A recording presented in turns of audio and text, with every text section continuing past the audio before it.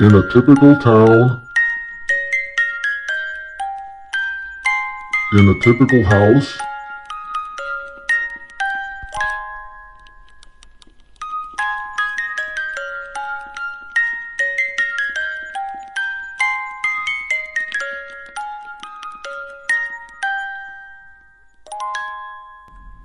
it was Christmas Eve, and sitting alone by the fire, James was making his wish list for Christmas. There was only one thing he really wanted, but he was unsure if he should ask for it, because he liked doing things himself.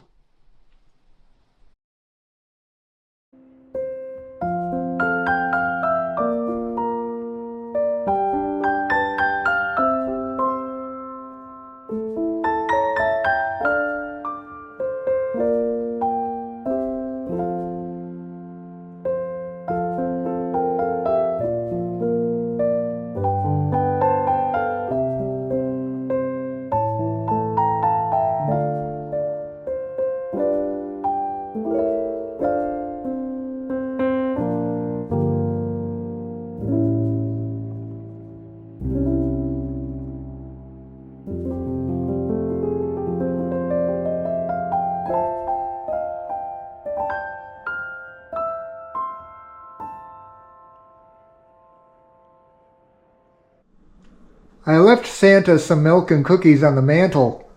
I'll put the card next to that. I hope he sees it.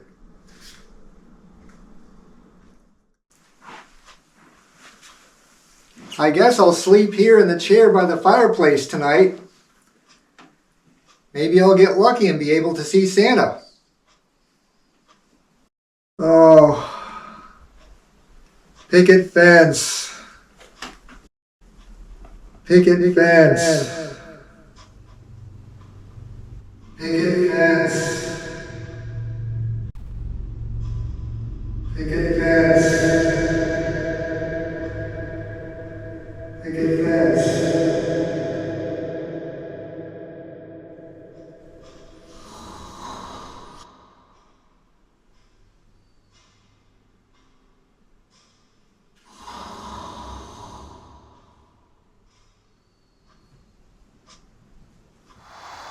My picket fence is going to be about 130 feet long, and I've formed it in the shape of a circle. The first thing I needed to do was buy my railings for my picket fence, and for this purpose I'm using some 1 by 4 by 12 feet weather stripped. And I'm going to be attaching it to some 4 by 4 posts. So I bought some 4 by 4 posts, which are 10 feet long, and I cut them in half. So this post here is 5 feet long. And I sunk this post 1.5 feet into the ground, so there are 3.5 feet of height to this post here. The first thing I did was to lay the 1 by 4s on the ground in the circle to give me a shape, a rough shape. And I set the most difficult post first. This one is right next to a tree here, so this was the most difficult post to set. I wasn't quite sure where I was going to put it. I did find a spot right here, which is good. So this is going to be my starting post, and I'm going to work out from here. The first thing I'm going to do after I set this post here is to attach the next railing on this side, and then I'm going to sink another post in on the other side and attach this railing to that post. That'll give me my first section. Now I'm going to be building my picket fence on the outside of my gravel path, which I'm also building here around this circle. It's kind of a difficult thing to do here. I've already started the gravel path, but I decided to put the picket fence just on the outside with a clearance of about 8 inches. That way if I want to plant like a line of flowers here, I can always do that. So I'm having my gravel path here, which I'm going to be building at the same time just about as my picket fence. And if you want to see my video on my gravel path which I'm building, that'll be a separate video. Okay, I got the first 2 posts in. 1, 2, and I've put one of the rails in for a spacer. And I've put the top rail 9 inches down from the top. And eventually I'm going to have like a 9-inch clearance at the bottom here also. Now all I have to do is just repeat putting in posts and the top rail all around the circle. When I get that done, I'll put in the bottom rail. Oh, by the way, to make sure my posts are vertical, I'm just putting a level on 2 sides just to make sure it's vertical. And I'm also using 1.5-inch screws for my railings. Now, since this is a circle, I'm not going to be able to go flat against the post, so I'm making it at a slight angle here and around like that. And probably later I'm going to tie them both together with a little metal tie here, just to make sure they stay secure. I've finished putting in the posts around the circle, spaced every 12 feet, and the top rail. And I just finished putting in one of the gate posts. And now I'm going to concentrate on building the gate. Making a simple gate is not as hard as you might think. Using 2 2x2 by 8 foot weather treated pieces of lumber, I constructed a square that is 4 feet by 2 feet, and I secured it with some corner brackets. Now you might think this shape is a little unusual, but I made it to these proportions for a reason, and you'll find out why later. Okay, I've attached my gate frame to the existing gate post with some 2.5-inch hinges, top and bottom. And now this gives me a good location for my second gate post, which I'm going to put right here.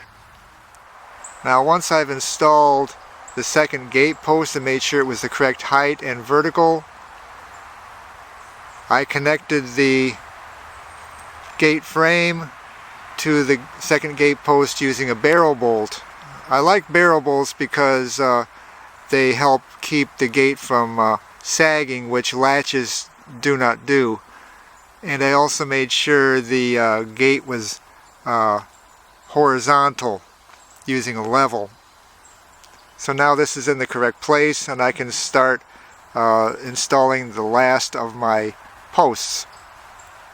Continuing on with the gate, I cut 2 4-foot rail sections for the top and the bottom of the gate and screwed them in to the basic frame.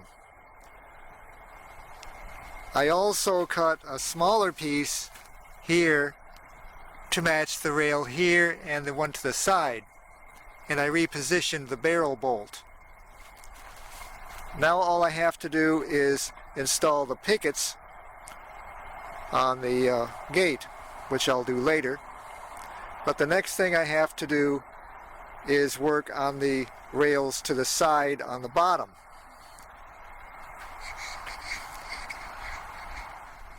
Now you can see why I built my gate frame to these dimensions.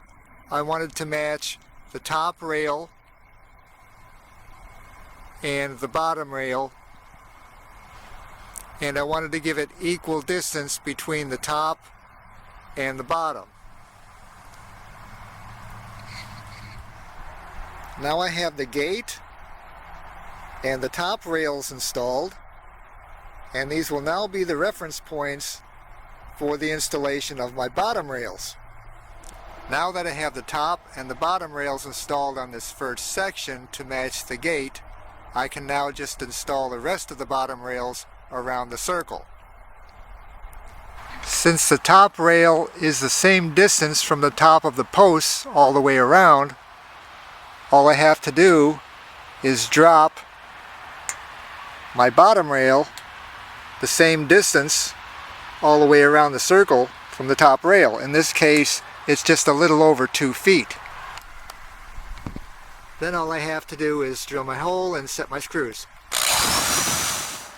Now that I've got my bottom rails up all the way around the circle and my gate finished, the next thing I need to do is install my pickets.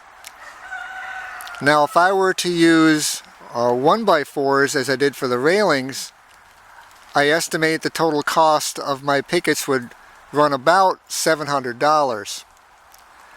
So in order to save myself some money, I'm instead using 1x2s, which are a lot cheaper, and I'm going to be cutting these 8-foot long 1x2s into 3 sections so I can get 3 pickets out of each 8-foot section.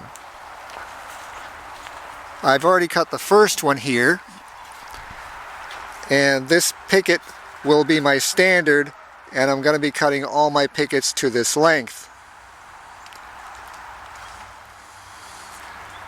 I estimate it will take me about 26 pickets per section,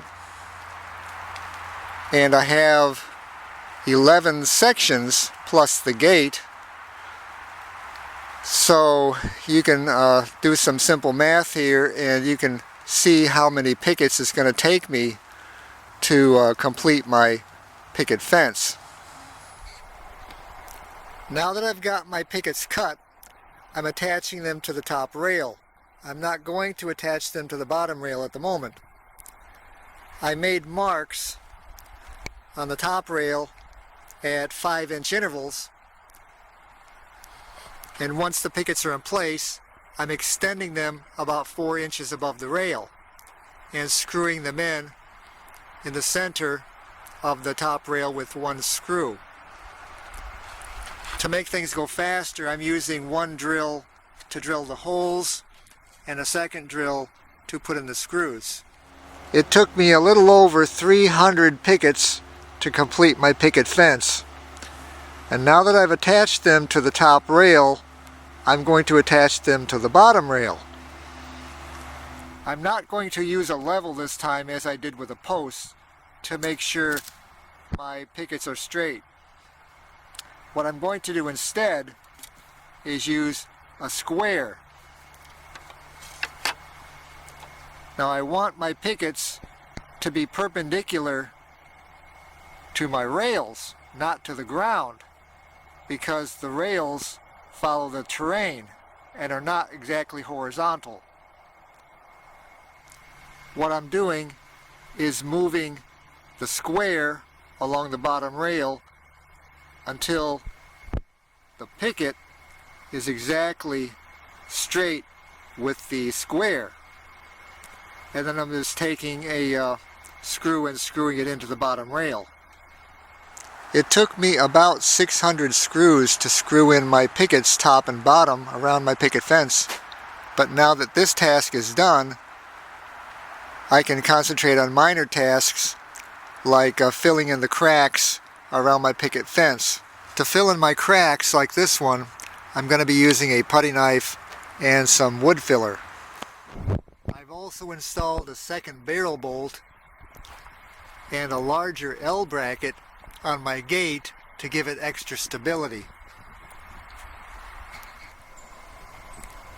After I finished putting in each section, I noticed that the rails are bowed slightly. This one's slightly bowed out, I want it to be perfectly straight between the two posts.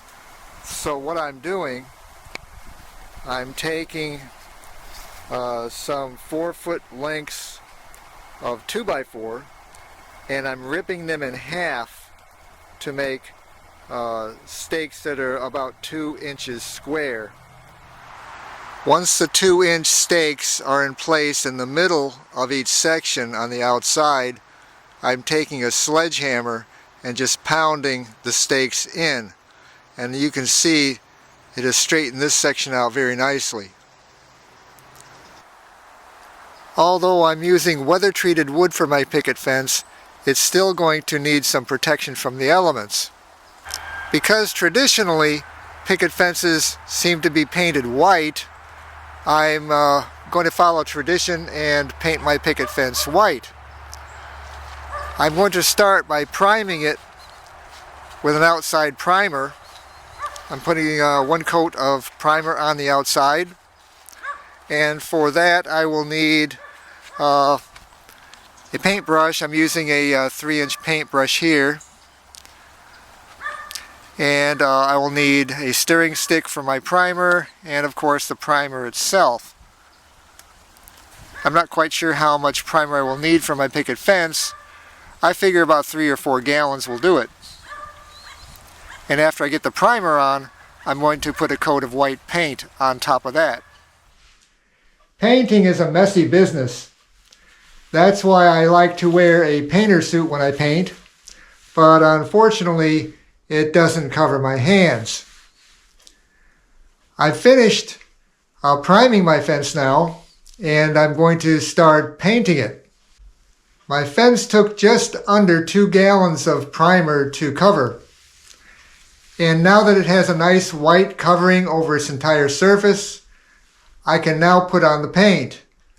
I'm probably only going to need 1 coat of paint on it because I put on the primer. I'm going to be using a exterior white paint, semi-gloss. That'll help repel the water better. And I'm going to be using a brand new brush because I pretty much destroyed the old brush with the primer. I'm just about to finish painting my fence. You can see the difference between the semi-gloss over here and the primer over here. The primer not only gives the paint something to stick on, but it also seals the wood, so I don't need as much paint to cover my fence. It took me 2 gallons of primer to paint my fence, but it's only taking me about 1 gallon of paint. And since primer is cheaper than paint, this means I can save a little bit of money. That's just a little hint. It's always a good idea to prime your wood before you paint it. That'll save you a little bit of money and a little bit of paint. Well, I finally finished my fence. It took a while to put up, but it gave me a lot of satisfaction to do it, and I probably saved myself at least $1,000 by not having to hire a contractor to put it up for me. I figure with the wood and the hardware and the paint, it probably cost me maybe about $600 to put up my fence. But there's one thing I still haven't done yet, and since it is Christmas, I thought I'd jazz up my fence a little bit. And if you keep watching till the end of the video, you'll see what I mean. Thanks for watching, and see you next time.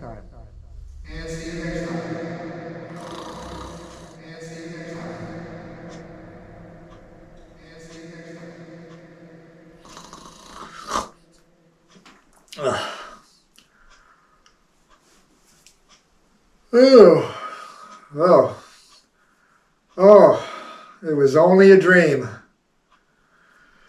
No more eggnog before bedtime. Gosh, look at the time. I have to go to work. A person shouldn't have to go to work on Christmas. I feel like Bob Cratchit.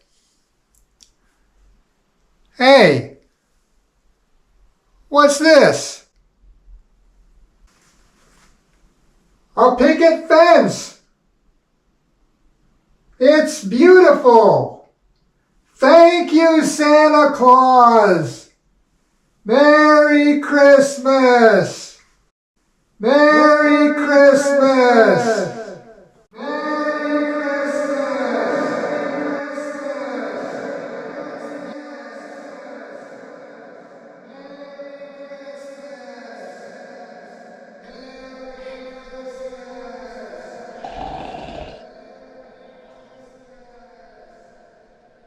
Merry Christmas.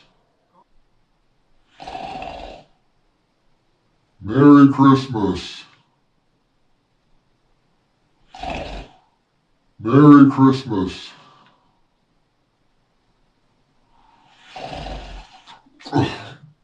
Oh. Oh. Oh. Oh. It was only a dream. No more eggnog before bedtime. Gosh, look at the time. I have to go to work.